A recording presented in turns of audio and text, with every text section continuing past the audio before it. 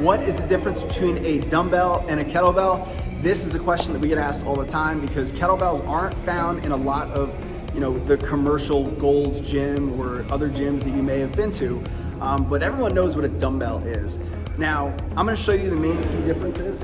First things first, the dumbbell, as you guys have probably seen, the handle is right in the middle.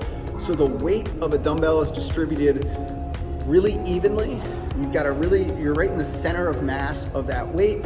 And if you're holding it here, for example, all that weight is distributed straight down my forearm. So it feels a little bit lighter when I'm holding it like this because I've got a lot more muscle and body kind of behind it. If I press this weight overhead, the weight comes straight down here. The reason dumbbells are really good is because there's one way to hold it. It's hard to screw it up. And you can really do any exercise with it in varying weights. Now, a kettlebell, the nice thing about the kettlebell is the fluidity and versatility in the movement selection, but it's a little different because the weight is distributed on one side of the weight. So when I do hold here, I'm not only holding it with my trunk and with my arm, but it wants to pull me here because that's where the weight is distributed. So it's challenging my core and some of those stabilizer muscles a little bit extra, okay? When I press it overhead, not only am I holding the weight through my trunk, but it wants to pull back, so I've got to stabilize it as well.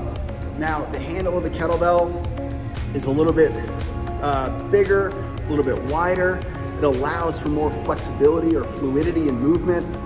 If holding a dumbbell in a certain position is uncomfortable, using a kettlebell, you can hold it in a lot of different ways to work around limitations or injuries, which makes it really good for any ability level, especially beginners.